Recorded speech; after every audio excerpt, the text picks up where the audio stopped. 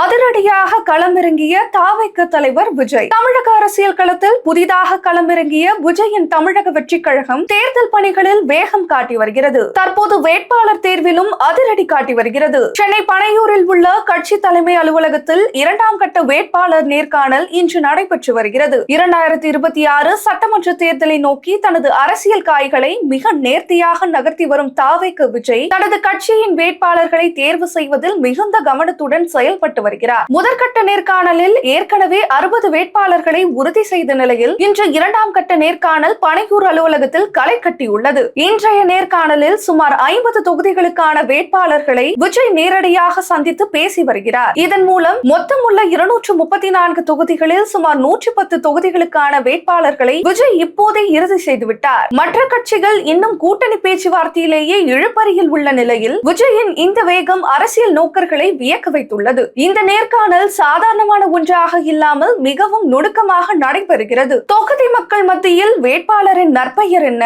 அந்த தொகுதியில் திமுக அதிமுகவின் பலவீனங்கள் என்ன, வெற்றி பெற்றால் தொகுதிக்கு நீங்கள் செய்ய போகும் முதல் 5 திட்டங்கள் என்ன போன்ற கேள்விகளால் விண்ணப்பதாரர்களை விஜய் திணறடித்து வருவதாக தகவல்கள் தெரிவிக்கின்றன. இன்று நேர்காணலில் பங்கேற்றவர்களில் பெரும்பாலானவர்கள் 40 வயதுக்குட்பட்டவர்கள், இளைஞர்கள், வழக்கறிஞர்கள், மருத்துவர்கள் மற்றும் சமூக ஆர்வலர்கள் என்பது குறிப்பிடத்தக்கது. பாரம்பரிய அரசியல் முகங்களை ஓரம் தள்ளிவிட்டு தூய்மையான மற்றும் படித்த இளைஞர்களை சட்டமன்றத்திற்கு அனுப்ப வேண்டும் என்பதில் விஜய் உறுதியாக உள்ளதாக தகவல்கள் வெளியாகி உள்ளது. நேர்காணல் நடைபெறுவதை ஒட்டி பனையூர் அலுவலகத்தை சுற்றி தொண்டர்கள் குவிந்துள்ளதால் பலத்த போலீஸ் பாதுகாப்பு போடப்பட்டுள்ளது. நேர்காணலுக்கு வரும் நபர்களுக்கு மட்டுமே உள்ளே செல்ல அனுமதி வழங்கப்படுகிறது.